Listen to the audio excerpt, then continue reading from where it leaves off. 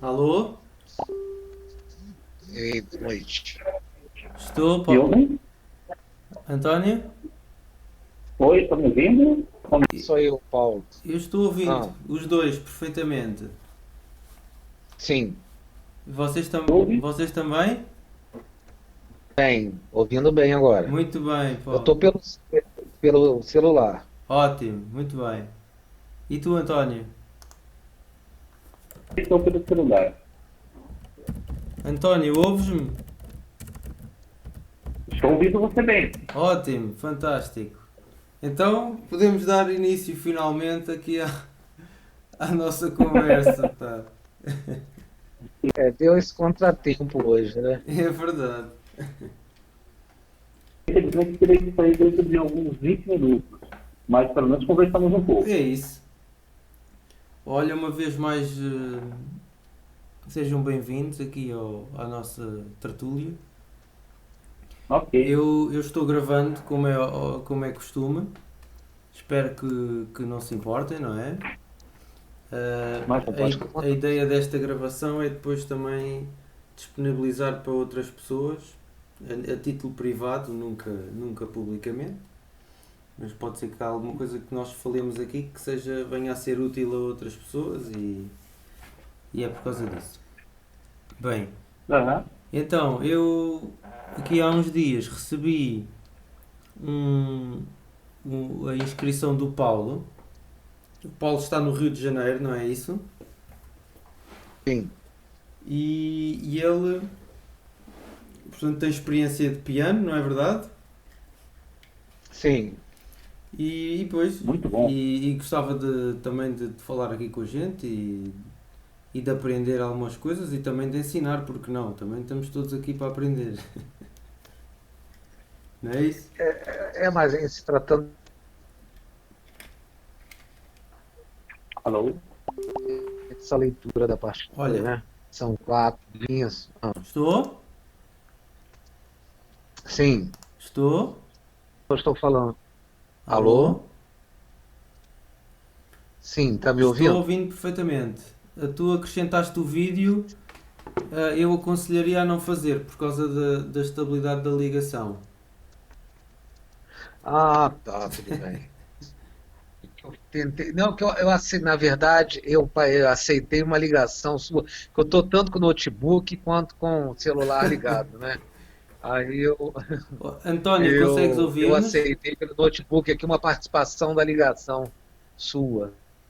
Vou Eu ouço desligar. todos muito bem. Ótimo, ótimo, Sim, fantástico. Hum, então, olha, quando é a primeira vez que a gente tem aqui pessoal novo, faz aí uma pequenina apresentação e o que é que tu esperas da gente, em que é que a gente pode ajudar, tá bom? Ok. Paulo? Paulo? sim, não, eu estou tentando desligar essa câmera. Ah, Então não te preocupes, por mim tá bom. Se toda a gente consegue ouvir, por mim tá bom. Sim, tudo bem.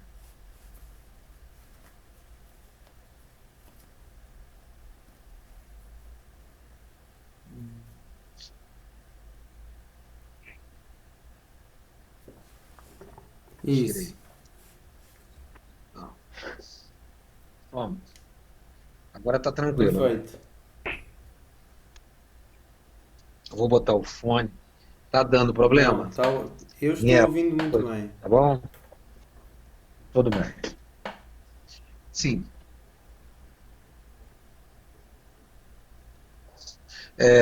na verdade, canto gregoriano, assim, realmente me deu uma curiosidade muito grande, porque eu tenho muita vontade de aprender canto. Eu, a vida toda, estudei piano, mas a parte de canto eu nunca foi trabalhado, e principalmente esse canto milenar, que é o, para mim,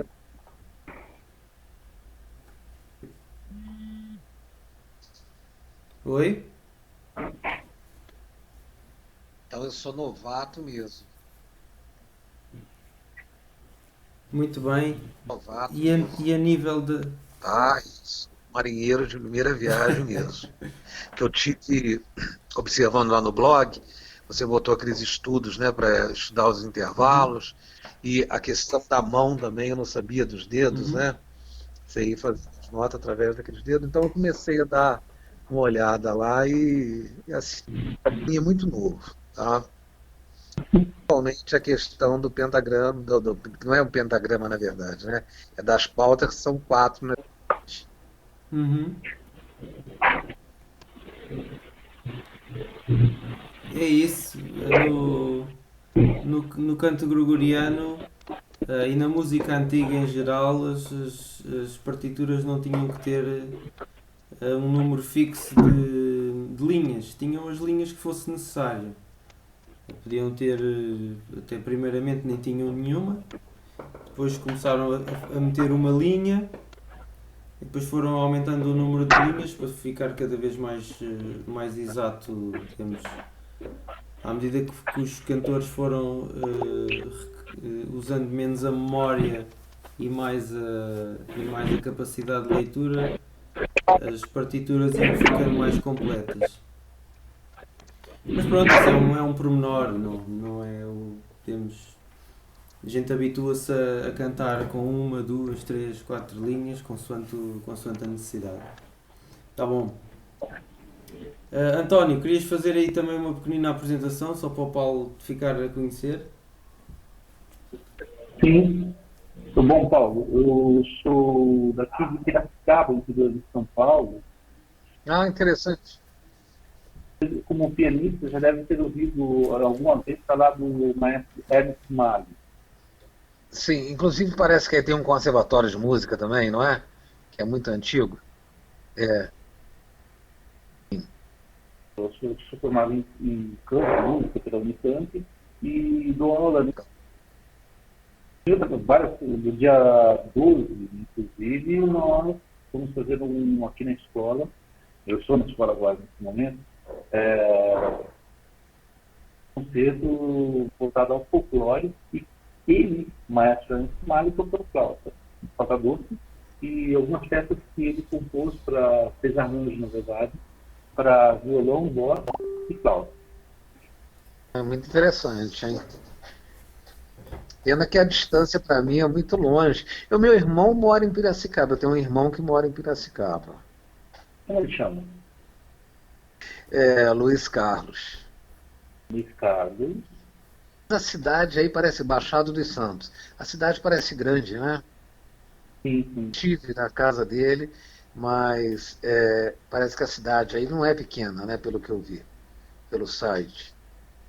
Não é uma cidade grande, grande. Assim, 100 mil habitantes, tem pouco menos de 600 mil. Inclusive, amanhã completa 250 anos. Ah, aniversário então da cidade, que bom. Legal, Antônio, parabéns, tá? Eu só, se for fazer a transmissão dessa apresentação através do Facebook, seria legal, né? Eu creio Acesso. Vai ter? que procura pela EIMP, ou Escola de Música de Piracicaba, Maestro Ernest Mali, tem uma página no Facebook. Tudo bem. Tá bom? Ou só se você me procurar no Facebook, já encontra uma discussão sobre a minha pessoa e, inclusive, a ligação com o direto link para a página do Facebook da escola. Ah, que ótimo, tudo bem. Viu? Não temos um cantor já. Eu não sou cantor, tá? Como você. Eu sou mais instrumentista mesmo e gostaria, lógico, de aprender o canto gregoriano para estar também passando para as pessoas, para corais, com as quais eu lido também, e para fazer acompanhamento em órgão, né, de maneira correta, né? Que até então a gente faz aquela coisa meio assim, você tem conhecimento, né? E usando já a escrita moderna, né, na verdade, né? Não a escrita antiga. Então, um pouco do gregoriano, que se usa hoje em dia, principalmente aqui no Brasil, quando não é missa solene, alguma coisa, aqueles gregorianos que tem aquela parte dos salmos, dando o pentagrama de 5 linhas, né? Sim. Então, para mim vai ser muito importante, tá? Porque eu gosto sempre aprendendo coisas novas. E é uma coisa milenar que realmente vale a pena a gente estar estudando. Entrada nessa mesma escola, eu mantenho um coro que é, como você já sabe também, um coro que é mais para estudo do canto gregoriano, e às vezes nós cantamos em alguns eventos, ou mesmo em algumas missas. Ontem nós cantamos na Catedral de Santo Antônio, também com o órgão. E a gente conseguiu gravar também na página do nosso grupo.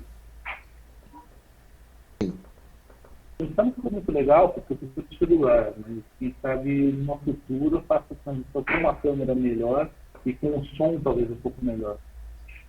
Certo.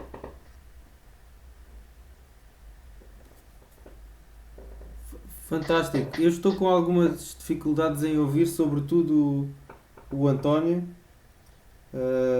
Parece que ouço assim muito ao longe, ou com um tecido pelo meio.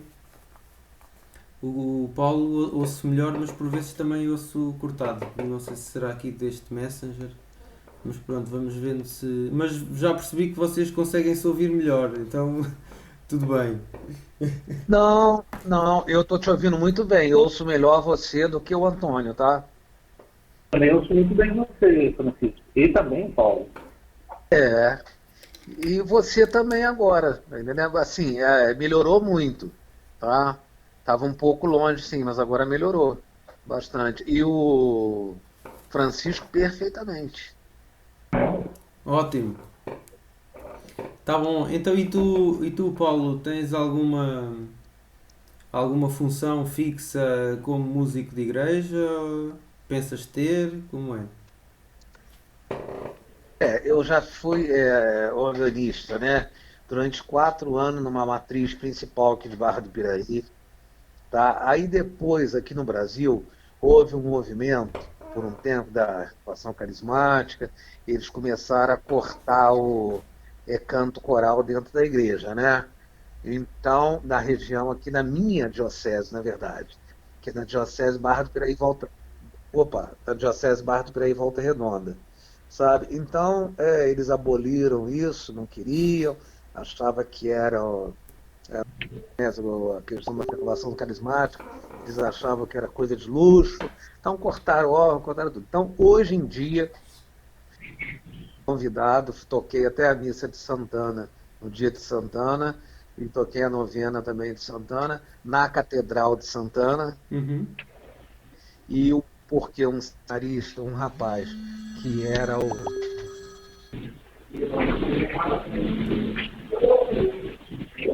Senhores, me ouvem? Sim. Francisco? Eu vou ter que me Sim, espera aí um minutinho só. O rapaz que era o organista, né, ele foi para o seminário, então eles estavam com necessidade, e uma senhora que é organista também local lá da catedral, ela foi para os Estados Unidos por causa da filha dela, ela tem uma filha que mora lá, e aí me pediram para ir tocar. E acho que agora eu vou ficar lá, assim, tocando, eventualmente, não como fixo, mas substituindo alguém, tá Uhum. entendendo? Tá? Então, e o coral deles lá, eu achei muito interessante. Esse rapaz que é seminarista, ele gosta muito de música antiga também. Então, uma missa maravilhosa, com músicas, embora estava escrito em português, mas foram a 4 vozes. O Kyrie da missa foi em latim, sabe, com uma harmonia muito interessante. Então, eu gostei demais. Inclusive, eu pretendo estar fazendo um curso para quinta-feira também, que é de canto coral, né? Sabe, para mim estar me familiarizando lá com essa nova linguagem deles lá. Uhum. Então eu pretendo estar mesmo engajando novamente. Muito, muito bom. Isso, entendeu?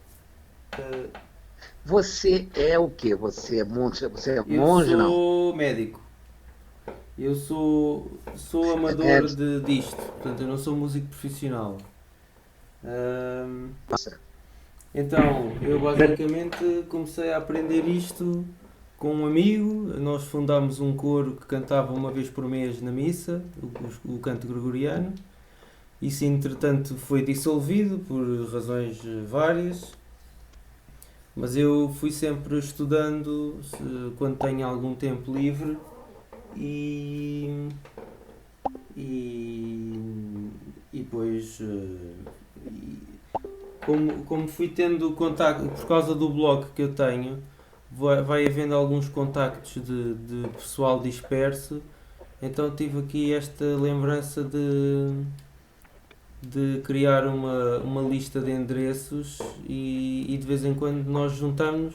A lista tem várias pessoas, a maioria delas só apareceu uma vez, mas pronto, sempre que o pessoal pode aparecer e sempre que há um tema, nós agendamos isto e tentamos conversar todos. Acho que é bom, até porque acho que uma experiência comum a toda a gente que costuma estar aqui nesta turma é o interesse que tem pela música antiga e sacra em particular. Mas não tem, digamos, suporte à volta, não é? Não tem. Ou está sozinho numa paróquia, ou falta-lhe, digamos assim, a parte de receber estas coisas pelo ouvido, que é como também devem ser recebidas, não é? Então, pronto, é nessa tentativa que a gente tenta aqui falar. Claro que há muita coisa, como é óbvio, que a gente não consegue transmitir aqui, mas pronto, se for só aquilo que se conseguir, consegue-se e já está.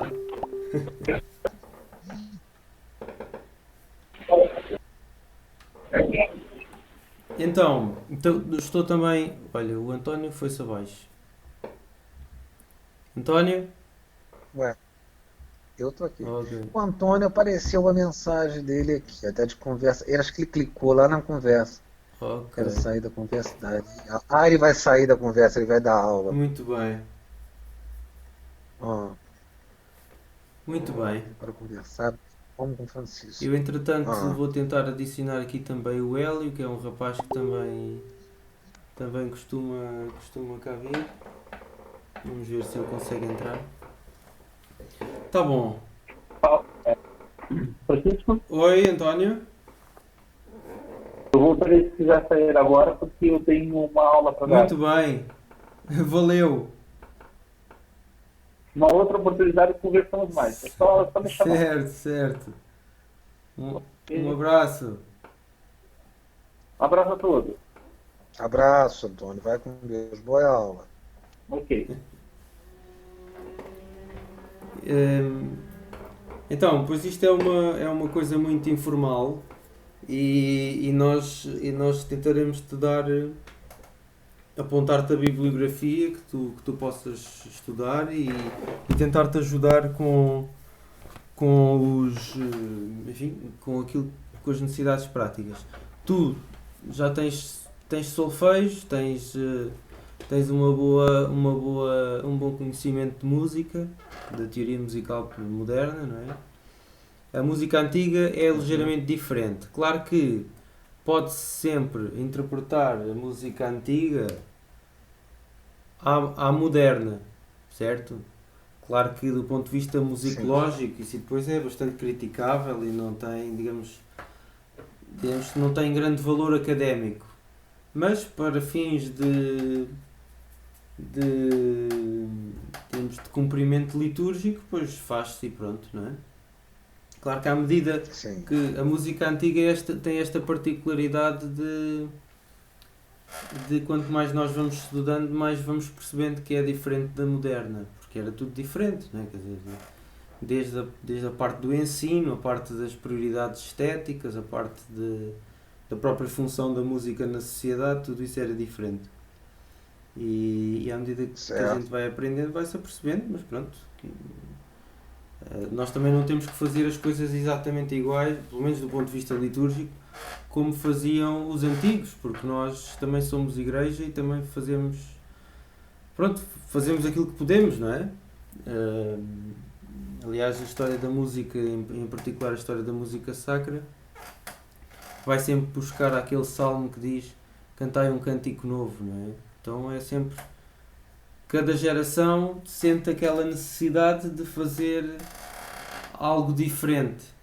E mesmo nós, quando tentamos fazer algo antigo, no fundo também estamos a tentar fazer algo novo, porque é novo em relação àquilo que nós recebemos ou aquilo que nós ou aquilo em que nós vivemos presentemente, não é? E achamos que no fundo a diferença do nosso novo para o novo de outros é que o nosso novo é o antigo. Não sei se me estou a fazer entender. Sim, com certeza. Claro que Porque isto sem entrar em grande relativismo, mas pronto, de facto sempre houve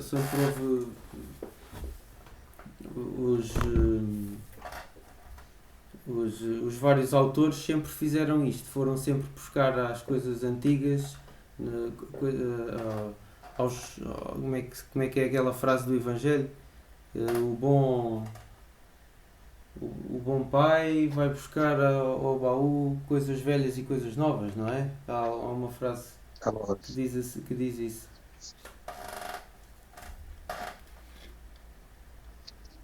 Ias a dizer algo?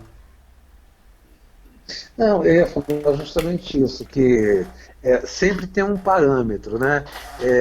Tudo que aquilo que você, na verdade, acha que é novo, se você for ver, na verdade, tem seu fundamento mesmo lá atrás, né? Até hoje na questão mesmo que eu estava estudando lá eu sou da escola da UFRJ, Universidade Federal do Rio de Janeiro, na escola de música, eu estou fazendo um curso lá. Então, eles são voltados muito às vezes, na Unirio, não na UFRJ, mas na Unirio, eles são voltados muito para o jazz. E, na verdade, eles fazem uma analogia, uma comparação com o bar, na música moderna, entendeu? Porque o bar já trabalhava toda essa questão que eles, na verdade, vêm trabalhando, mas de forma como se fossem ilhas, separadamente, entendeu? Então, por exemplo, a harmonia, né? No caso, que Bach tratava principalmente questão de voz, que Bach trabalhava muito a questão de vozes, né? Então, vê-se que tem algo muito semelhante, tá entendendo? Às vezes até na música moderna, num jazz, em relação a Bach. Então, isso assim que eu ia deixar. Quer dizer, então, o que a gente pensa às vezes que é tão novo hoje em dia, na verdade, se a gente for procurar lá atrás, ele já existia. Então, a música dodecafônica, né? A gente vê uma coisa moderna, né? Mas eles já se usavam, né, milhares no passado.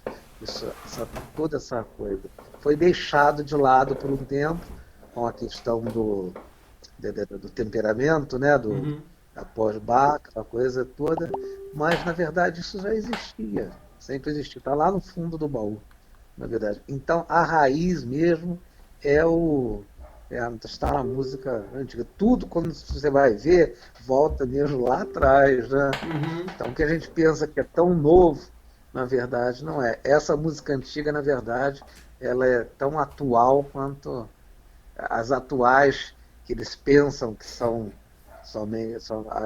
que as antigas são antigas e as atuais são atuais. Na verdade, não é isso. Né? Às vezes você tem coisas que é lá de trás, lá do fundo do baú mesmo. Que tá. Então isso é muito interessante. Claro. É isso. E, por exemplo, tu falaste aí do acompanhamento ao órgão, não é? Isso.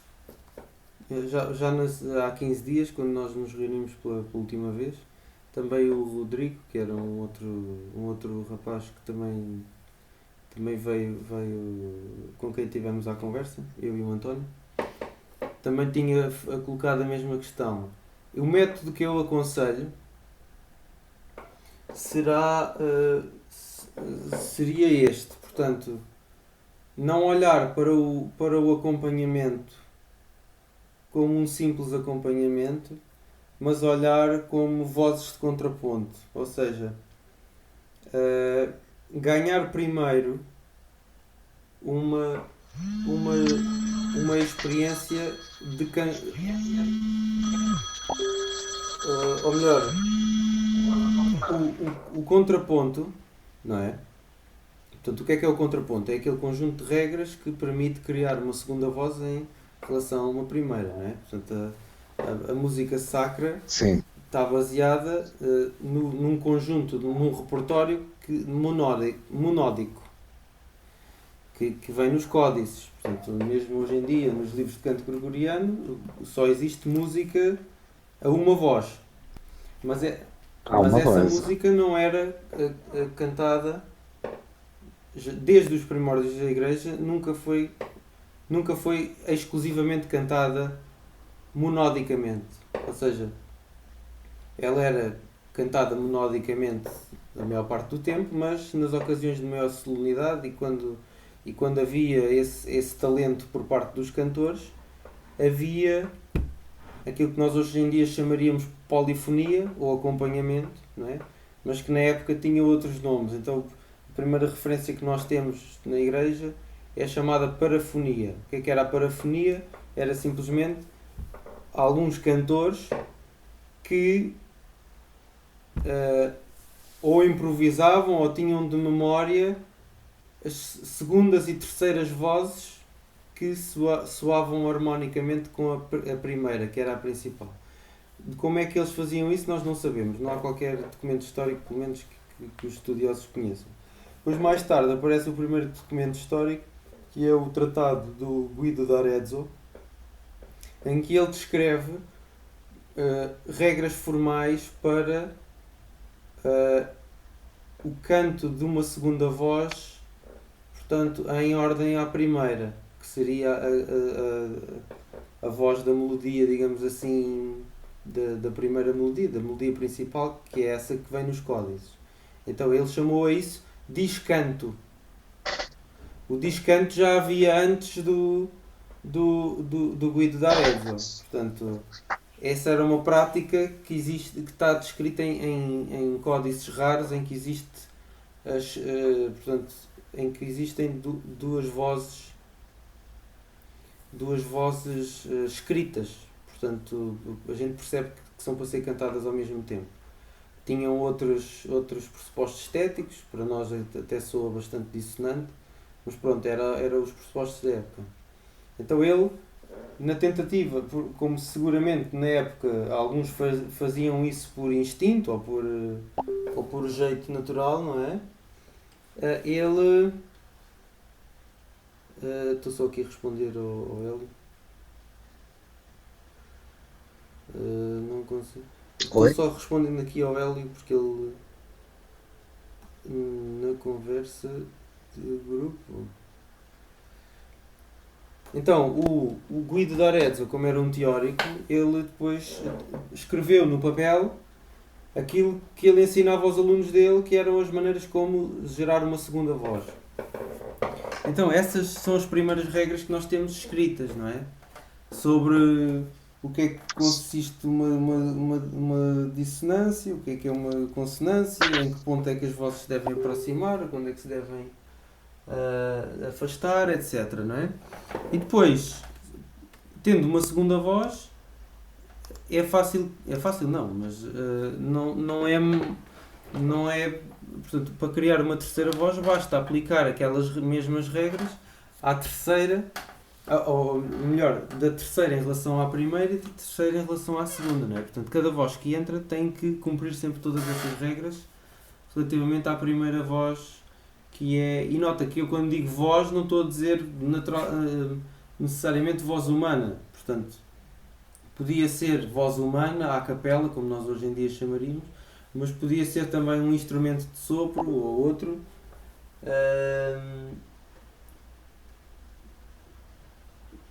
Um instrumento de sopro em consonância com a voz cantada, digamos assim. Sim. Então, fazendo contraponto, no caso, que seria chamado... Exato. O contraponto é um termo mais posterior, portanto, mais moderno. Na Sim. época chamavam ora, deixa-me só seguir. Estamos... Ok, eu acho que ele já apanhou isto.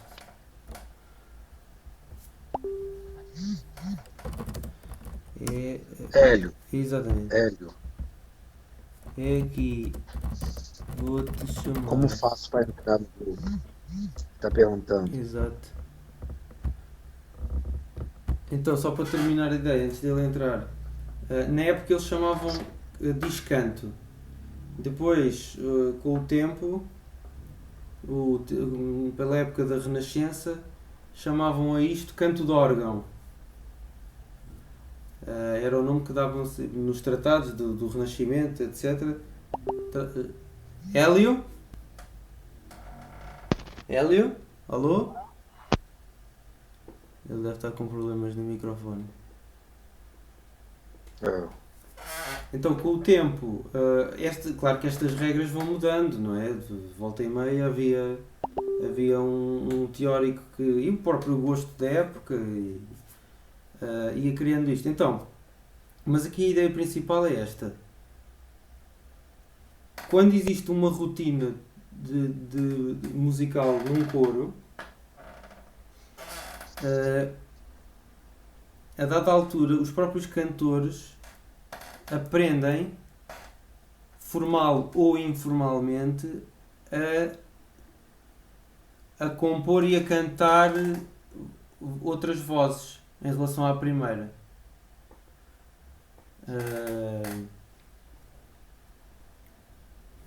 Isso havia várias maneiras de o fazer, não é? Uma delas era o chamado Fá-bordão, em que simplesmente os outros cantores, um grupo de cantores cantava a melodia principal e um outro grupo de cantores cantava num grau que fosse harmónico com a voz principal, mas colocando-se mais ou menos não é aleatoriamente, mas desordenadamente. Se soasse bem, podiam cantar naquela altura. Estou-me a fazer entender? Pronto, isso é a noção de Fá-bordão. Depois havia a noção de Sim. E qual o nome disso mesmo que você falou? Porque não deu para me entender o nome. Fá-bordão. Frau, Drau? Não, Fá-bordão. F-A-B bordão. Ah, Está certo. um artigo muito pequenino que eu também escrevi lá no blog sobre isso. Claro. Tá. Então, depois o passo a seguir a isso era o contraponto. Então, para cantar em contraponto, aí os meninos já tinham que saber mais algumas regras. Portanto, cantar uma quinta acima, ou cantar em movimentos contrários. Por exemplo, quando a melodia principal subia, eles desciam. E em que graus é que podiam fazer isso e quando é que não podiam fazer. O que é que eram as consonâncias, o que é que são as dissonâncias. As dissonâncias é para evitar, as consonâncias é para se procurar. Então, a ideia principal, volto a dizer, é esta. O cantor, quando está inserido numa prática litúrgica e musical rotineira, ele próprio vai, e quando tem bons professores, não é? Ele vai aprendendo a cantar vozes, digamos assim, a cantar a vozes, sem que haja necessariamente uma partitura escrita com essa voz. Sim. Ok? Pronto. E então onde é que entra aqui o órgão, aquilo que nós hoje em dia chamamos o órgão? Os cantores mais talentosos vinham-se a tornar quem? Mestres de capela, instrumentistas e organistas. Não é? Instrumentistas de sopro e organistas. Então o organista quem é? Antes de mais, o organista é alguém que dobra a melodia principal no órgão, não é? Também por razões de afinação, etc. Também é conveniente para o órgão ter alguém que o dobre. E é alguém que, para além de dobrar o coro, toca também outras vozes. Mas já não do ponto de vista de ter uma partitura à frente com 4 vozes escritas e ele vai tocando aquilo. Não, ele vai fazendo contraponto. Sim. Aleatoriamente, de acordo com aquela melodia, né? Exatamente. Portanto, é uma coisa do momento, digamos assim, quer dizer, podia ser memorizado também. Certo, Mas certo. é algo que. Lógico que a pessoa se prepara, né? Para estar Exatamente. fazendo aquilo, né? exa- Há uma preparação, mas não estaria escrito, Não né? estava escrito. Então, aqui a barreira entre composição e execução, nesta época não havia. Não, ou melhor, era uma barreira muito diferente de hoje em dia. É, É verdade. porque eles, era a prática do dia a dia, era esta, não é? E tanto é assim que no outro dia vi um vídeo no YouTube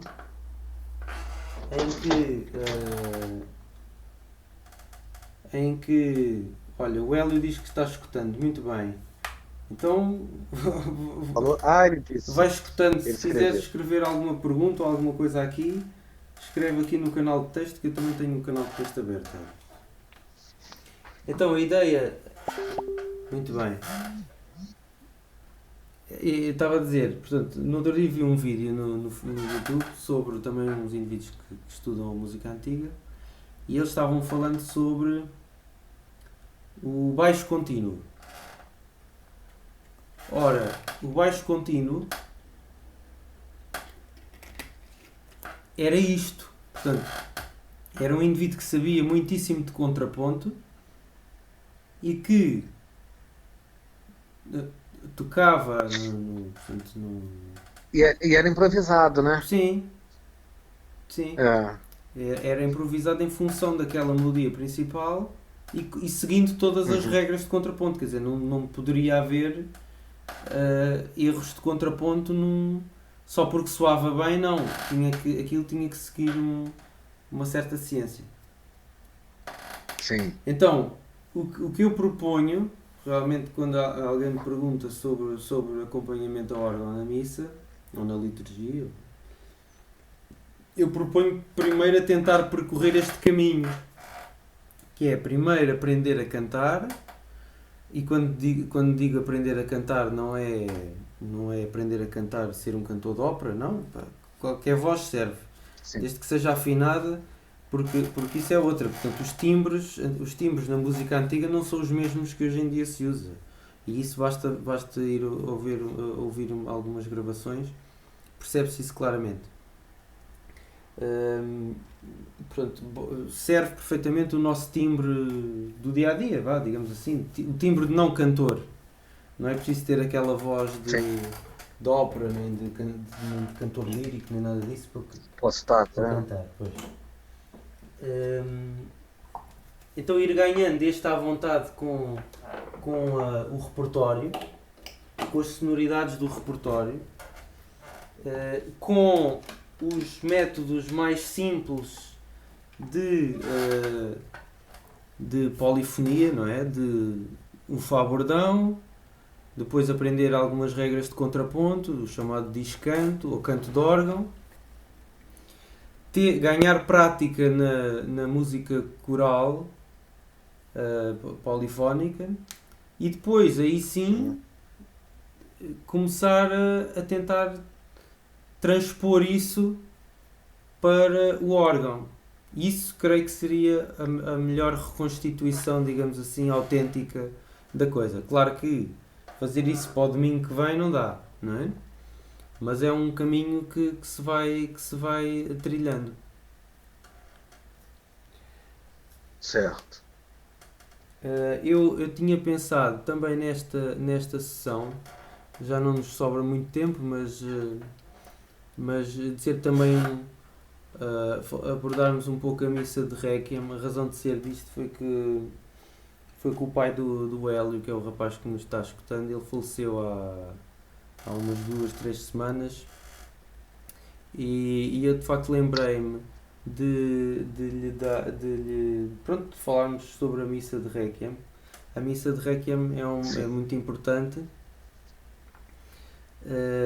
Eu já tinha querido falar dela mais cedo, no entanto nunca se chegou a pontos de fazermos porque lá está, a missa de Requiem formalmente é um próprio e os próprios dentro da extensão do repertório que existe são os mais complicados porque são, enfim, é música que nem sempre se canta, então, e mesmo do ponto de vista formal dos documentos do magistério, não é tão prioritário que se cante como outras peças da liturgia, nomeadamente o ordinário e outras as respostas simples, etc. Mas é um conjunto de textos e de música muito importante, e convém também, de um ponto de vista assim mais pragmático, ter sempre esse repertório pronto. Por um lado, porque estas coisas aparecem, não é? Aparecem sem pré-aviso, não é? Portanto, as missas de defuntos aparecem quando depois Deus entende, não é? É diferente de uma missa de Páscoa que nós sabemos que será no dia tal daqui a 2 meses, então podemos preparar. Não. Esta tem que estar sempre pronta, ou então não se canta. E depois tem também este componente muito belo e muito humano. Tanto assim é que foi sendo tratado ao longo. Todos os compositores de nome tinham sempre um requiem, e os requiems eram sempre música muito bonita. Porque de facto é um momento são momentos muito marcantes e muito dolorosos, e em que a música também desempenhava um papel, hoje diríamos psicoterapêutico, não é? De alívio, digamos assim, psicológico, mas claro que a leitura que se deve tirar daí é sempre que a música ajudando a viver a fé nesses momentos que são mais difíceis, não é? E portanto e ensina-nos também isto, é que o canto gregoriano tem esta estabilidade, digamos assim,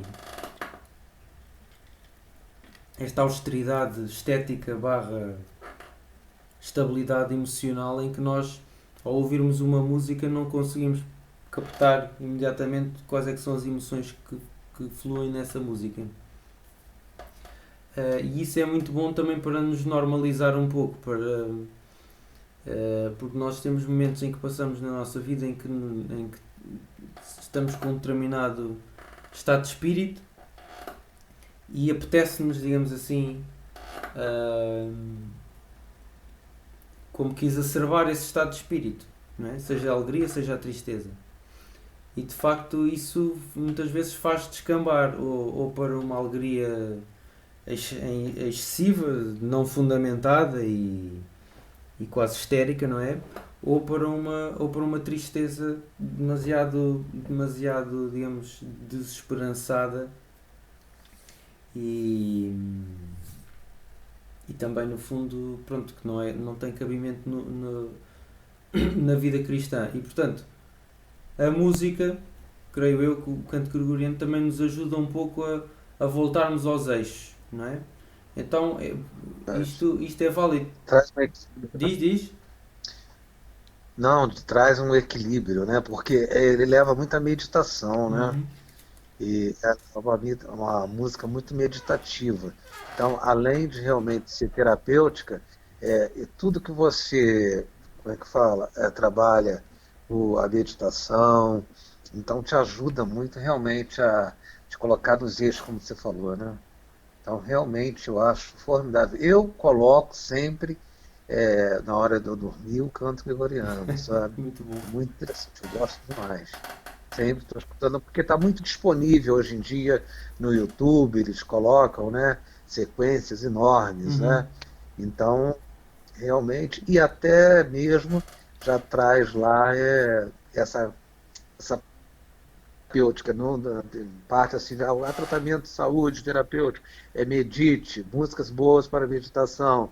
Aí sempre o canto gregoriano está entre eles. Né? Exato. É verdade. É verdade, é né? verdade. É verdade. Claro que sem parte. cair, não é? Sem cair num extremo materialista, não é? Em que este tipo de músicas cumpririam somente um efeito, digamos assim, pavloviano, não é? Sem cair nisso, pronto, nós temos fé, nós acreditamos que... este tipo de músicas e de rituais nos devem levar à transcendência e não simplesmente procurar um efeito numa coisa, não é? Numa dada prática. Pois bem,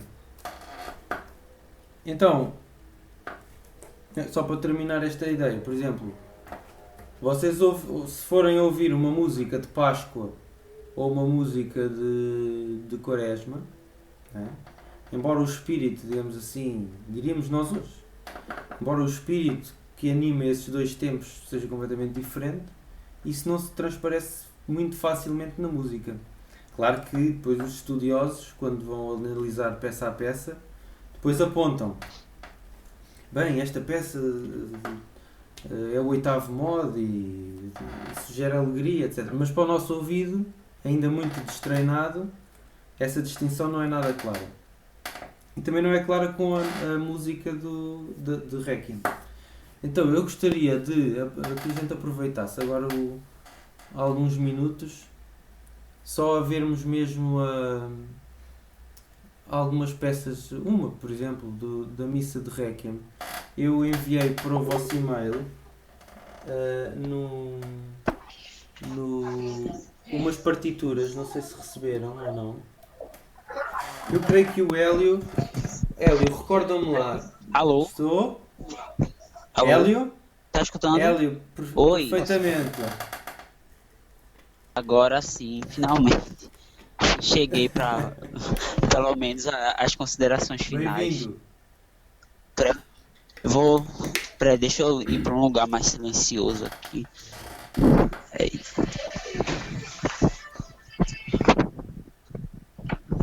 Então, o Hélio é um Certo. estudante de música. É flauta, não é? Isso. Exatamente. E é onde, que eu já não me recordo? Como? A cidade no Brasil onde tu estás.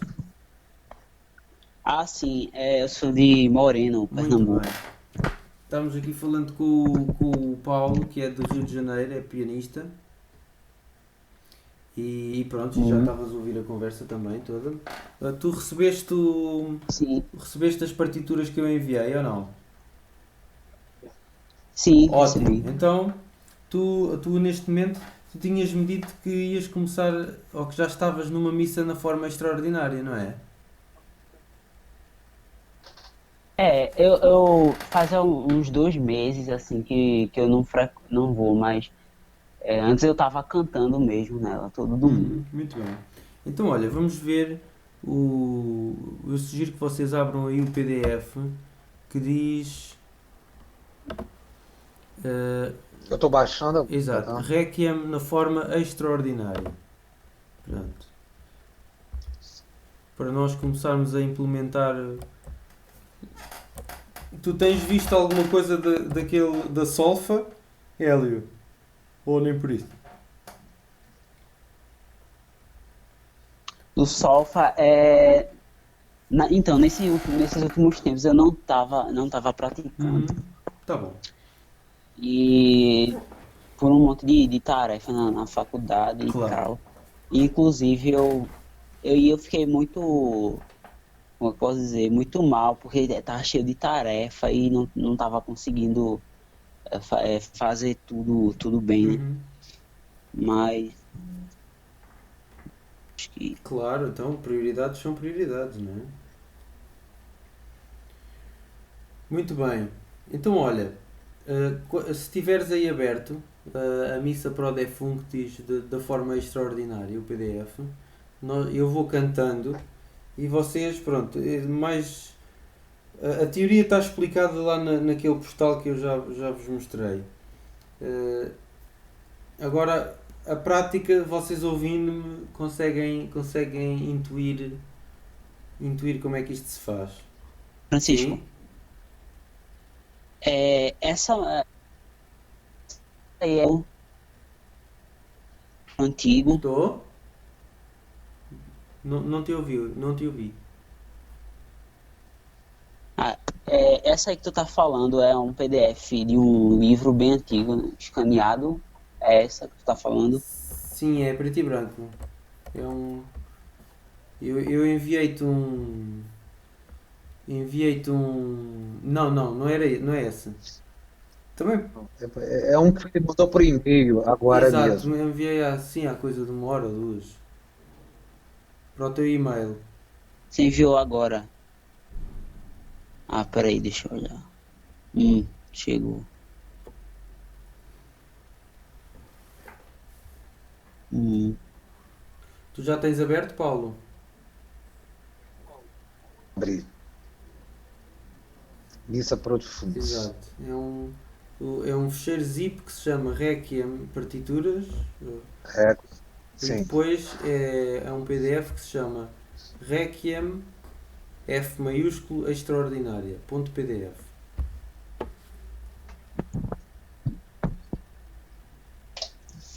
vou abrir agora, tem que voltar pra lá.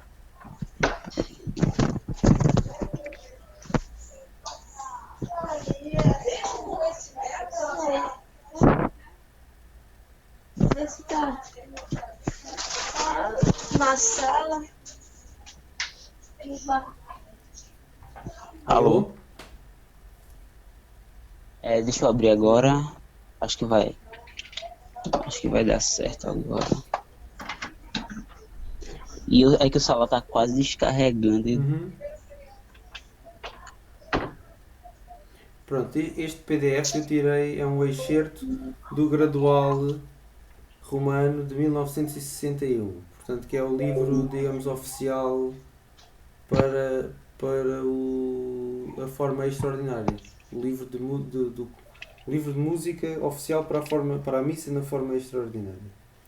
E a páginas tantas tem aqui uma coisa que se chama Missa Pro... E esse antigo que tu mandou, qual é? O que? No e-mail?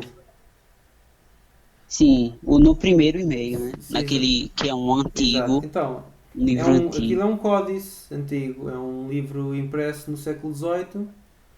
Assim como nós hoje em dia temos portanto, o gradual, não é? Que levamos para a missa e cantamos por ele. Aquele livro era o livro utilizado pela Ordem dos Beneditinos portugueses. Era um livro impresso, portanto, há todas as razões para crer que ele foi enviado para outros mosteiros beneditinos no mundo português de então, nomeadamente também o Brasil, com toda a certeza isso aconteceu.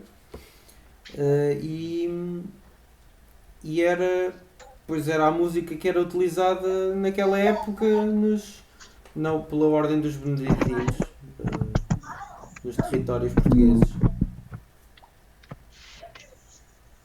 O canto gregoriano, depois da gente aprender aqui algumas coisas básicas, depois tem esta beleza, que a gente vai à procura dos manuscritos propriamente e dos livros antigos e pode cantar por eles, que nós aprendemos a cantar por eles. Claro que aqui não vamos fazer isso, porque isso depois também tem outras dificuldades acrescidas inerentes à própria análise do documento. Mas para exemplificar só a solemnização podemos utilizar este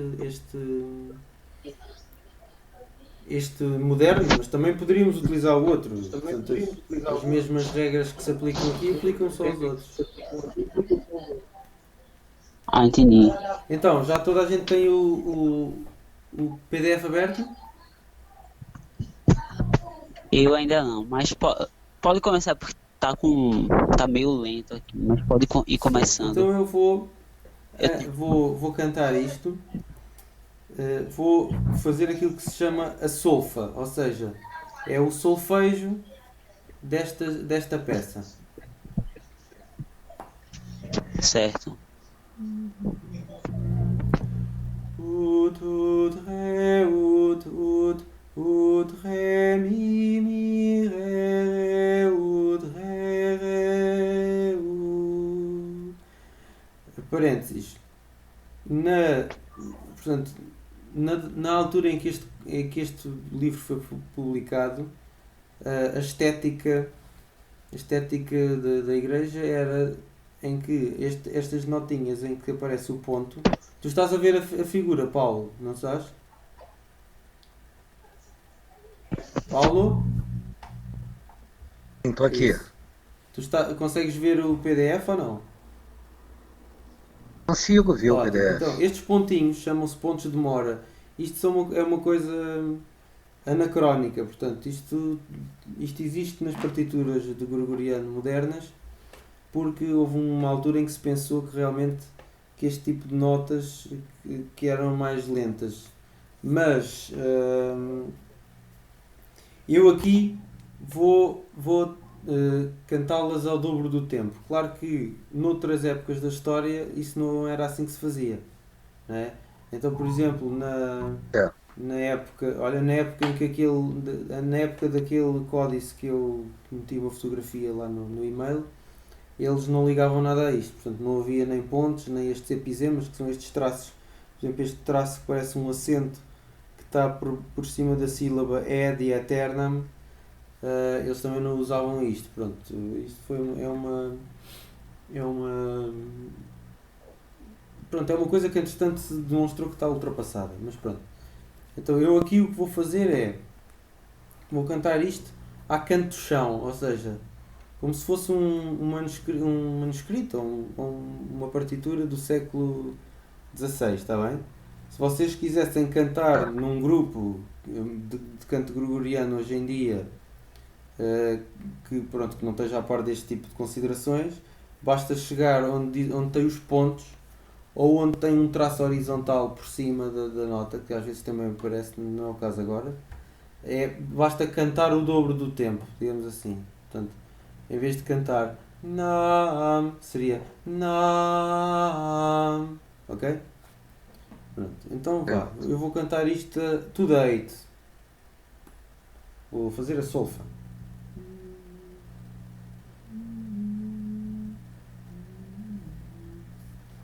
Ut, re, ut, re, mi, re, ut, re,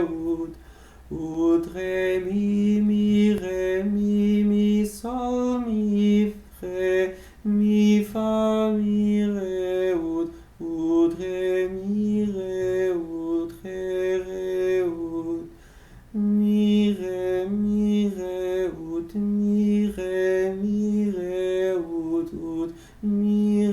mi, sol, mi, fa, mi, re, ut, mi, ut, ut. Depois vem o versículo. Ut, Sim, Diz? aí você foi até qual sistema? Então, uma diferença entre a solfa antiga e a solfa moderna é que eles só tinham 6 cordas, ok? Eles só tinham ut, re, mi, fa, sol, lá, 6 sílabas. Essas sílabas são tom, tom, meio tom, tom, tom. Ou seja, entre o ut e o ré, tom, entre o ré e o mi, tom, entre o mi e o fá, meio tom, entre o fá e o sol, tom, entre o sol e o lá, tom. Portanto, onde é que isso encaixava? Encaixava entre C e A, Lá, né? C, D, F, G, A, o, Ré, Mi, Fá, Sol, Lá.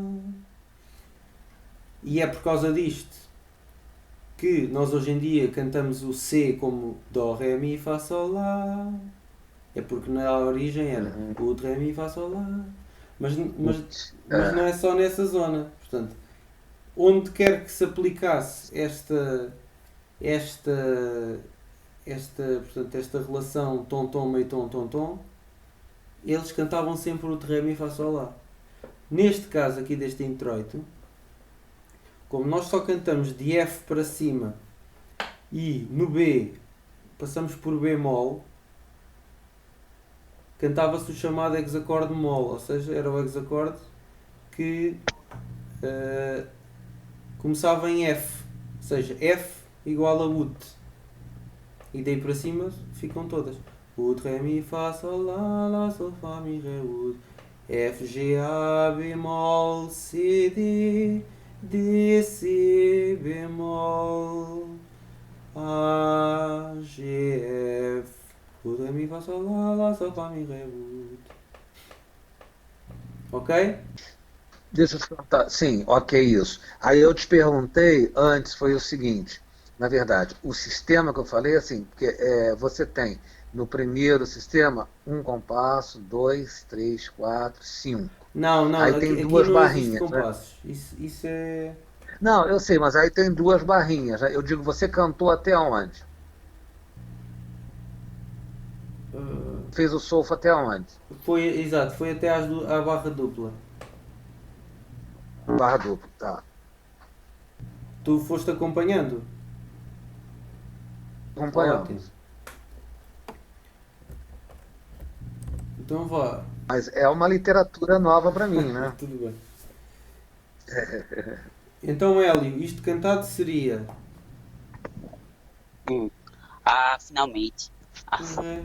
consegui, tô ouvindo Ótimo. aqui. É o forma extraordinária, não é isso? Exato. E ouviste a Certo. solfa ou não? Ouvi. Ótimo. Então isto, depois de... Então a ideia, na prática, isto como é que se faz?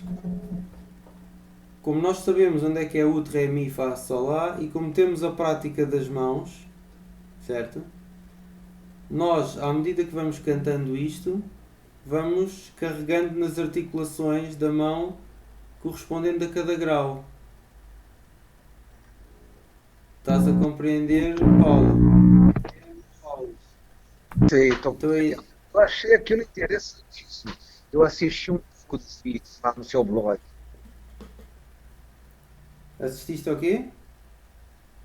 Eu assisti ao vídeo no seu blog quanto a isso, marcar os graus com os dedos na mão. Exatamente. Ut, Ré, Mi, e depois pega o Fá já no outro, né? E vai até o Mindim. Mas tem outras formas também, Exato. já começa pelo polé. Exato. Neste caso, onde Requiem, onde a gente diz ut, é a base do mindinho. Ok? A base, tá. Ut, Ré, e depois Ré é a articulação que está por cima. Sim. Ré, Ré, Mi, e depois é a segunda articulação que está por cima. Mi, Ré, volta para baixo, Ré, Ré, Ré, Sim. Ré, Mi, Sol, ponta do dedo anular, Sol, Mi, outra vez, Mi, Ré, Mi, Fá, Fá é ponta do mindinho, Fá, Mi, Ré, Ré, Mi, Ré, Ré, Isto não há nada como gastar aqui algum suor aqui nas mãos a praticar. Agora, et lux. Mi, Ré, ut. Mi, Ré, ut. Mi, Ré, Mi, Sol. Mi, Ré, Mi, Fá. Mi, Ré, ut. Ré, Mi, Ré, ut. Ré, ut. Então, há algumas considerações só aqui. Tu percebeste, mas só para esclarecer. Quando nós temos dois quadrados, um exatamente por cima do outro, o primeiro que se canta é o que está por baixo. Certo? Percebeste isso, Paulo? Sim. Foi? Alô, Paulo? Falando muito interferência. Sim, pode Certo. falar. Percebeste que quando temos dois quadrados, um por Quadrado. cima do outro, o que se canta primeiro é o que está por baixo. Ah, Certo? tá. Então, por exemplo, Requiem, ut, Ré, percebes? Canta-se primeiro o de baixo e depois o de cima. Quando, Ah, tá. E volta então pro coisa, pro ut, né? exato, E depois ut, né? isso, Tem um outro que é outra forma já. Depois, em eternam, é a primeira sílaba. Começa em ut, depois vai ré, mi, e depois, Ah, e depois em tá. ternam, esse símbolozinho aí, como tem uma pernoca do lado esquerdo, não é? Sim. Já é a descer. É mi, ré. E depois há esse símbolo que vem a seguir, que tem uma perna e depois tem uma banda na diagonal. Esse canta-se Você falou que pulou. canta-se a primeira em cima, ré, depois em ut e depois sobe novamente para ré, certo? Nossa, é bem complicado, então. Não é, isto é sempre simples. Isto era um. Isto, Não, para quem já está, né?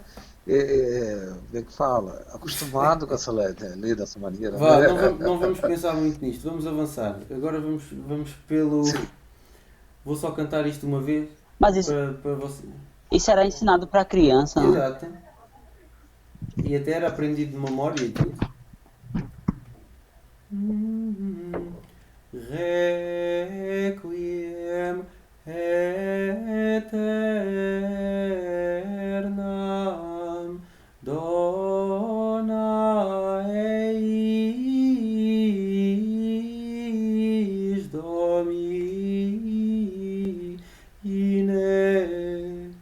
Se fosse com a estética, digamos assim, com a estética, digamos, mais prevalente em termos de canto gregoriano, seria onde há um ponto, cantar o dobro do tempo, e onde há o quilisma, que é aquela nota que parece que é traços para cima e para baixo, é portanto, canta-se mais rápida essa nota e mais lenta a que está antes, digamos assim, seria isto. Requiem aeternam dona eis Domine. Esta é, digamos assim, a interpretação mais politicamente correta, digamos, mais universal em termos da maioria dos cores, mas não é a mais autêntica de maneira nenhuma. Pronto. Depois, Mas deixa eu te perguntar, no final do Dome, né? Aí você acentuou, por quê? Por causa daqueles dois pontos, tem uma acentuação? Não. Você, né? Você deu uma dei mais força. Achas que dei mais força? Ou dei mais tempo? certo? É no Dome, né? No né. É porque é a última, como é o final, portanto a gente tem este mau hábito de cantar mais forte. Em alguns Ah, casos isso pode fazer sentido, noutros não. Enfim, eu também cantei assim porque, como são sílabas mais longas, ou melhor, como são notas mais longas, ah, mas pronto, não é forçoso que assim seja. Tu podes cantar com menos força. Em princípio, as sílabas que devem ter mais força são as tónicas, ok? Deixa eu só perguntar uma coisa. Ô, Paulo, alô? sim. O que tu perguntou, tu tá se referindo à força mesmo ou tá se referindo ao fato de ele ter pronunciado com a vogal aberta, o né, ao invés de ne? Não, não, não. Foi mesmo porque, assim, geralmente, por exemplo, na música hoje que a gente estuda, quando a terminação de uma frase, tá entendendo? Geral, Hum, aí não sei no gregoriano, se é o contrário. sim, Houve uma verdade. i que foi como se fosse um arco, né? Você começa do fraco, aumenta e diminui. Não é mesmo na música erudita, Clássica, né? não sei, no curiosidade me veio porque houve um aumento mesmo, sabe, na coisa, no volume da voz. Que veio Ah, sim. bem o mi, e, né, aí fez um né bem. Eu não estou fazendo a melodia conforme é, lógico, né? Mas só Depende, isto é por imitação também do que eu já ouvi. Em princípio, as últimas cordas que se cantam são muito importantes porque são aquelas que dão portanto, o modo, são muito importantes para definir o modo, que é outro conceito que também há nesta música. E depois, A finale. exato. E depois são também importantes para sinalizar as pausas, para sinalizar quando é que muda de um cantor para os outros, não é? Então, mas lá está, eu não me deixo de estar muito contaminado por esta estética que não é uma estética historicamente informada. Portanto, antigamente até o que na música tradicional, e quando se diz tradicional é na música que é de transmissão oral, é muito frequente as últimas sílabas serem muito rápidas. Ser algo do género. Domine. Poderiam cantar assim. Domine. Ou menos ainda do que eu estou a fazer. Domine. Qualquer coisa assim. Portanto, na origem seria algo deste. Domine. Domine. Muito ornamentado. Domine. Domine. Domine. Algo assim muito rápido.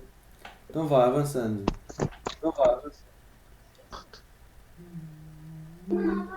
E depois tem aqui uma coisa que é a liquescência. Que é, parece, em vez de meterem um quadrado inteiro para a segunda nota, põe só esta coisa muito pequenina.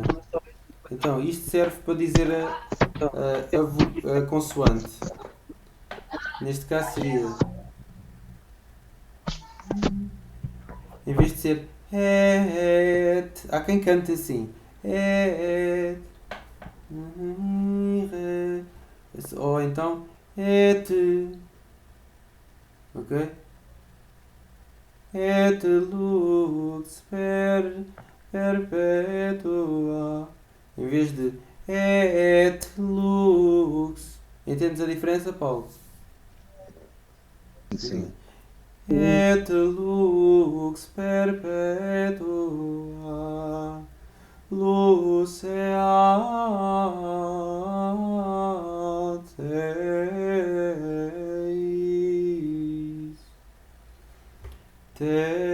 Vou solmizar, que é importante para vocês. Udre re mi. Perdão. Udre re mi mi re mi. Udre mi, etc. Re fa re mi. Udre mi,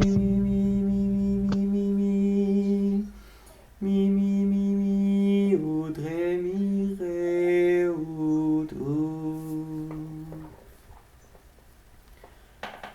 Então ali Esse Fá que fez em Fá, esse Fá é bemol, que tá com bemolzinho ali, o que é o tradicional? é Bemol, né? bemol. Ah, certo.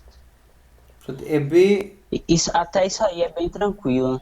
Até aí é bem tranquilo. Eu acho que o problema é quando chega na mudança, quando precisa fazer alguma mudança e Exatamente. aí você se É complica. isso. Não, mas Hélio, eu sou mesmo culpa de tudo mesmo no gregoriano, entendeu? Eu não sei mesmo nada, entendeu? Eu participei de algumas conferências já e já não é tão estranho, já não é tão novo. Ah, certo. Legal. Quando você precisa fazer aquela mudança, porque são 6 notas, né? São 6 notas e são 7 alturas que existem. Aí você precisa fazer aquela mudança para conseguir atingir o âmbito superior, o âmbito inferior, que é a altura, né? Quando vai para o mais agudo, aí você precisa fazer a mudança. E quando vai para o grave, você precisa fazer a mudança para o grave também. E também eu não pratiquei muito, né?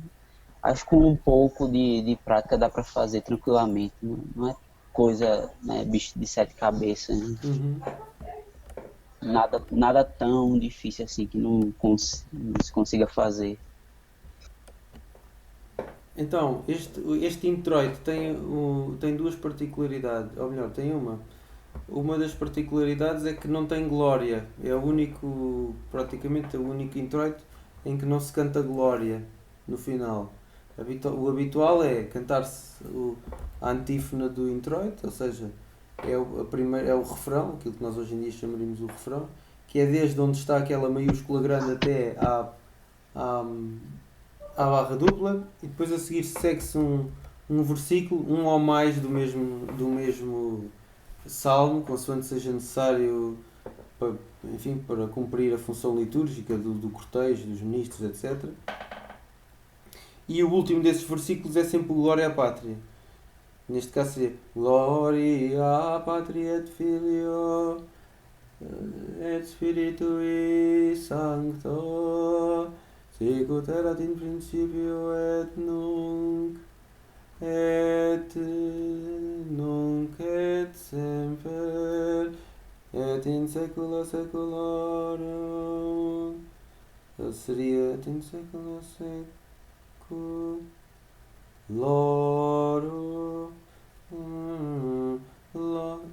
Saeculorum. Amém. Seria isto. Et in saecula saeculorum. Amém. E depois retomaria o introito, mas neste caso não. Portanto, neste caso não há glória à pátria. E depois também É por causa da missa de Requiem, né? missa de Requiem não tem. E depois, isto é válido para todos os introitos. A primeira palavra do introito, a gente faz sempre o sinal da cruz. Portanto, Requiem. Pronto. Depois do Requiem vem o Kyrie. Então, o Kyrie, como é que a gente canta? Vai usar o mesmo hexacorde. Mas só temos que fazer uma mudança para vir aqui ao Mi, não é? Ao E. Então, como é que isso se faz? Faz assim. O, Ré, Mi, Fá, Lá, Sol, Fá, Mi, Fá, Sol, Fá, Fá. Ok? Kyrie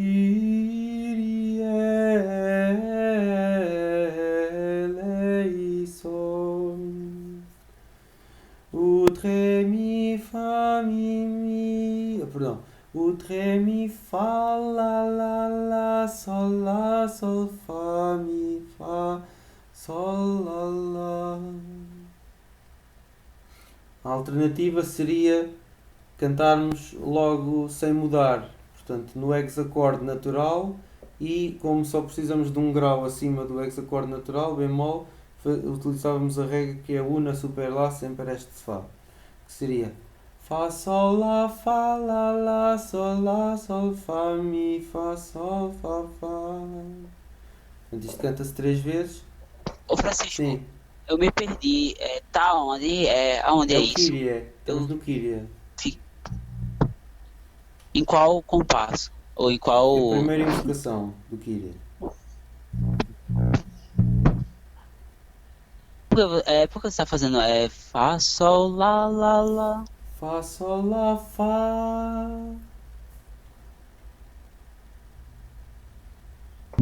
Certo. Como só precisamos de um grau imediatamente acima de Lá, esse é Fá, né? Nesta partitura até vem lá escrito o bemol, mas se fosse uma partitura histórica, como isto era a regra que eles utilizavam sempre, eles até nem escreviam o bemol. Então essa é uma das principais diferenças quando nós vamos ver uma partitura histórica, é que una, super, lá sempre era este Fá. Então, se só se cantava uma nota acima de Lá, não precisava de estar escrito que essa nota era meio tom acima de Lá, porque era sempre. Então, se vocês forem à partitura que eu vos mandei pelo e-mail, vão ver, por exemplo, no Requiem, que ele não escreve lá o bemol. Não escreve o bemol porquê? Porque una super lá sempre é este Fá. Pronto.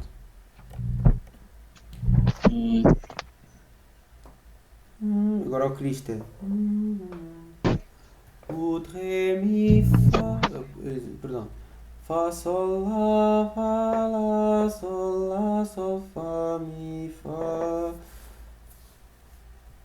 Sol, Fá, Fá. É igual. Depois o outro Kíria. Fá, Sol, Lá, Sol, Fá, Mi, Fá, Sol, Fá, Fá. Ut, Ré, Mi, Fá, Sol, Ut, Sol, Fá, Mi. Perdão. Sol, Ut, Sol, Fá, Mi, Ré. Lá, Sol, Fá, Mi, Fá, Sol, Fá, Fá. Vamos tentar fazer isto um pouco mais ordenadamente. Sol, Ut, Sol, Fá, Sol, Lá. Sol, Fá, Lá, Sol, Fá, Mi, Fá, Sol, Fá, Fá. Pronto. Paulo, não há problema nenhum, não estás a perceber nada do que está aqui a ser feito. A ideia é... Basta perceberes que eu só estou a cantar tudo com o Ré, Mi, Fá, Sol, Lá. Certo? Sim, sim. Depois, onde é que certo. muda para cima e para baixo? Pronto, isso depois aprende-se. Mas, basicamente é, para subir, neste caso, sobe-se Fá, Ré, Mi, Fá, Sol, Lá. Depois, assim, uma acima de Lá é Fá. E para baixo é Lá, Sol, Fá, Mi, Ré, Ut. Pronto. Então, o Kíria é isto. Depois vamos para o gradual. O gradual canta-se assim. Pronto, o gradual. Agora vamos usar outro hexacorde. Ou seja, para além do hexacorde natural, que é aquele que nós usamos hoje em dia, quando dizemos Dó, Ré, Mi, Fá, Sol, Lá, Si, Dó, no fundo estamos a cantar o Ré, Mi, Fá, Sol, Lá. Isso é o hexacorde natural. Temos, como já vimos, o hexacorde mol, em que começa em F, o Ré, Mi, Fá, Sol, Lá, começando em F, e temos ainda um outro, que é o hexacorde duro, que começa em G. Chama-se duro porque quando nós chegamos ao B, cantamos Mi, e portanto o Mi tem uma natureza dura. Na época não era só a altura que era dura, era também o próprio timbre. O Ré, Mi seria algo assim. Pronto. Então, como é que isto se canta?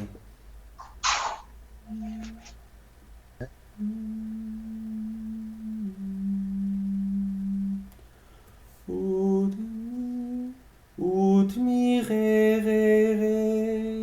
Ré, Fá, Ré, Mi, Ut, Ré, Mi, Ré. Fá, Ré, Fá, Sol, Lá, Fá, Mi, Ré. Agora atenção. Lá, perdão. Mi, portanto, Ré, Mi, Ut, perdão. Portanto, eis, como é que isto se canta em solmização? Canta-se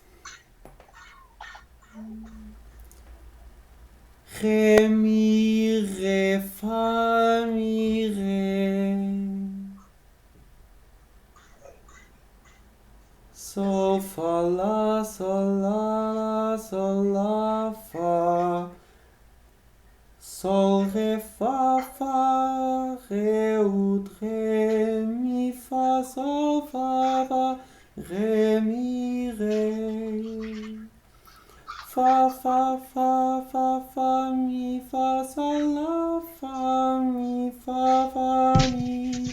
sol, fa, re, fa, re, ut, re, fa, re, fa, mi, re, fa, re. Pronto. Fá, ut, sol, fá. Fá, sol, ré, fá, mi, ut, ré, fá, ré. Fá, sol, perdão. Fá, sol, fá, sol, lá, sol, fá.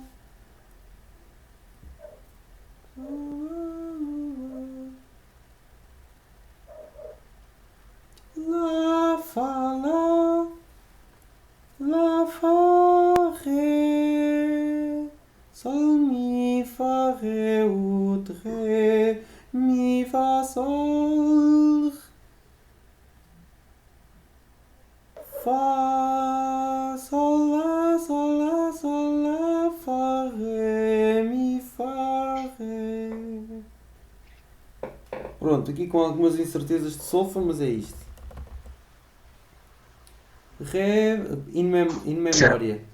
Ré, fá, sol, lá, sol, fá, mi, fá, ré, ut. Mi, ut, ré, fá, sol, lá, fá, lá, fá, ré, ré, sol, mi, fá, ré, ut, ré, mi, ré, ut, ré. Sol, lá, fá, sol, lá. Pronto. Fá, lá, sol, lá, sol, lá, sol, sol. Sol, lá, sol, lá, fá. Lá, sol, fá, ré, fá, ré, fá.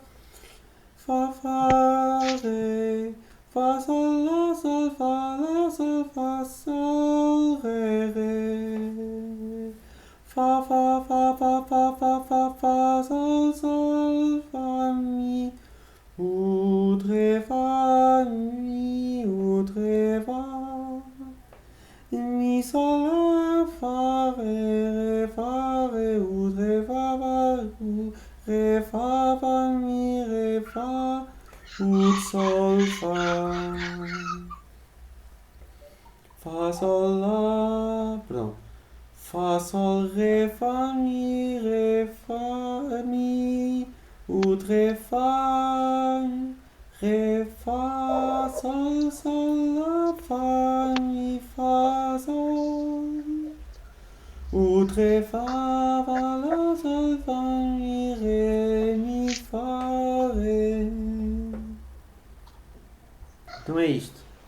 Eu estou a cantar isto muito agudo, mas porque escolhi mal o registro. Portanto, isto podia ter sido cantado mais comodamente. Então, Certo. cantando. Ai, Diz. sim, você falou que vai mandar mais um material, né? Você vai mandar isso escrito também da maneira de hoje, não, né? Não. Aham. Não, é preciso ter a noção que isto é mais fácil do que a partitura moderna. Hein? Você vai mandar então como é que fala? O P3, né? Nem isso. Não vai Eu não mandar, vou. não? Ah, não, eu pensei que você fosse mandar o áudio. Não, que você falou que eu vou mandar material pós a aula, né? Eu pensei que fosse o áudio também. Não, o que eu vou mandar é a gravação disto, pronto, para outras pessoas. E depois a ideia é ir aprendendo a solfa, que é para aprender a ler isto. Tá bom? Então olha, eu vou cantar só este gradual e depois vou-me deitar, porque amanhã tenho que ir trabalhar. Aqui já é meia-noite, então eu vou cantar aqui o Requiem. E aqui seria como se fosse cantar com o Padre Armindo, que ainda segue aquela estética que eu disse que está desatualizada, mas que é a estética mais consensual, digamos assim, entre quem canta gregoriano hoje em dia, pelo menos para fins litúrgicos.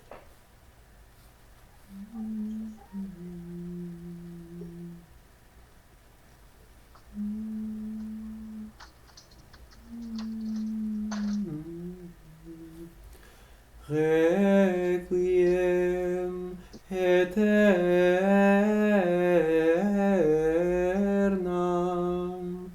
dona eis Domine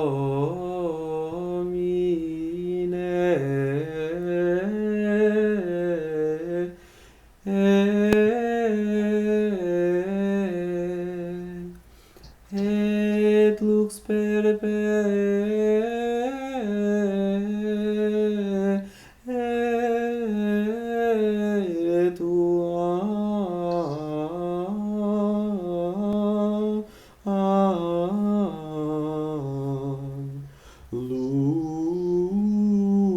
luceate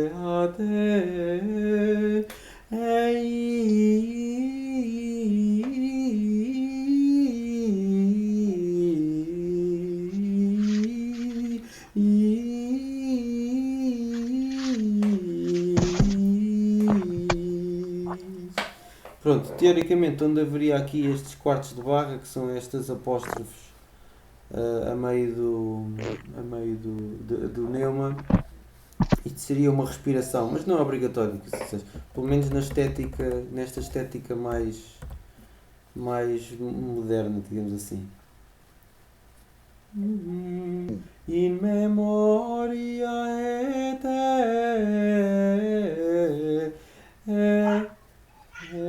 perdão.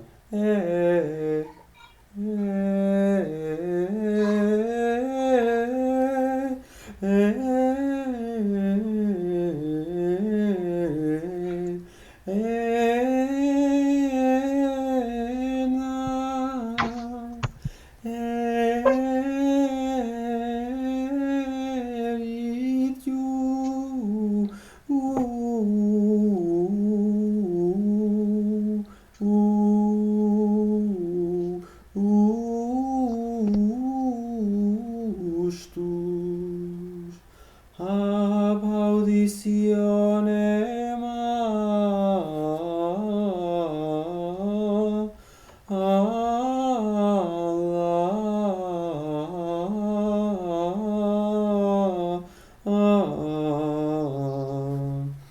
non timevi.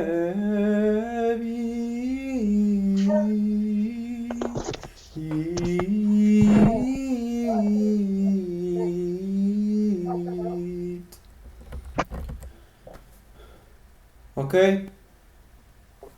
Lindo demais. Ok. Deixa eu te falar uma coisa. Primeiro contato que a gente está tendo, não sei se você está terminando já a aula, você falou que já são meia-noite, né? Eu quero te agradecer do fundo do coração que essa oportunidade que eu estou tendo é muito valiosa, tá? E você colocou lá que a gente, né, uma das obrigações é estar rezando por esse trabalho, por você, Obrigado. né? Quem está envolvido. Nossa, saiba que eu estarei mesmo rezando, porque você está dando uma oportunidade, pelo menos para mim, eu acho que para outras pessoas também, eu não acredito, o Hélio também pensa dessa forma, que é, tá? Muito obrigado mesmo. Aí o sistema vai ser como de aula? Você vai marcar por semana? Como é que vai ser? Não, eu tinha uma época em que fazia assim. Tinha todas as semanas um horário e aparecia. Só que havia. Na prática estava eu sempre sozinho e não havia ninguém. Então, para evitar isso, eu prefiro combinar convosco que cada vez que algum. Portanto, a iniciativa fica da vossa parte. Quem quiser que a gente se reúna, diga-me com alguma antecedência: olha, Francisco, podes neste dia ou neste? Se eu puder, marco uma aula e aparece quem possa. Se não puder, depois combina-se outra hora. Está bem? Então a ideia é a pessoa ir estudando aquilo que conseguir por si só e depois, quando quiser estar em linha, nós juntamos-nos. Está bom? É o que se pode Certo. arranjar para já. Certo. Está certo? Não, muito bom. Agora, outra pergunta. Aquele livro lá que eu baixei no seu blog, né? Que é o primeiro livro, né, do curso. livro a gente também pode acompanhar por ali? Lógico, se Eu você não for tenho, lá, eu tem tudo. nestas coisas eu não tenho um programa definido, entendes? Não Ah, tenho um certo, conjunto de certo. aulas. A gente vai falando dos assuntos à medida que eles vão aparecendo. De qualquer Aparecendo. modo, eu Certo, aconselhar-te a ouvires as nossas conversas prévias e depois eu certo. enviarei para ti e para o Hélio também, ele já tem, as nossas conversas que eu já tenho tido aqui com o pessoal já desde há um ano para cá, Ah, que tenho ótimo. gravado e É, tenho colocado no YouTube. E creio que certo, muitas coisas, muitas ideias e dúvidas que a gente vai tendo, podes ouvir lá. Vais ouvindo, metes uma certo. playlist ou no carro ou não é? Aí em casa quando tiveres um tempinho e vais ouvindo. Há uma que eu lembro-me, Tá. eu até me parece que foi contigo, Hélio, que a gente fez isso, que foi, digamos assim, um Hum, panorama. Da primeira vez que tu participaste, falámos sobre assim as várias áreas do músico litúrgico, não foi? Acho que foi contigo. sim, Pronto, foi comigo exatamente. mesmo. Então, a primeira vez que o Hélio participou aqui connosco, a gente foi falando de vários tópicos para se ir avançando, digamos assim, em várias frentes. Claro que isso, Certo. pronto, isso equivaleria a um curso de um ano, não é? Se fosse para ser bem feito, seria, ter-se uma cadeira de magistério, uma cadeira de latim, uma cadeira de solfejo, uma cadeira de leitura de partituras, uma cadeira de etc, não é? Então, mas Lógico. pronto, cada um vai aprendendo na medida daquilo que consegue ter de tempo para isto também, não é? A exceção para isto que eu estive a dizer é se tu tiveres alguma urgência, e urgência será Francisco, pediram-me que eu cantasse ou que tocasse algo no próximo dia tal.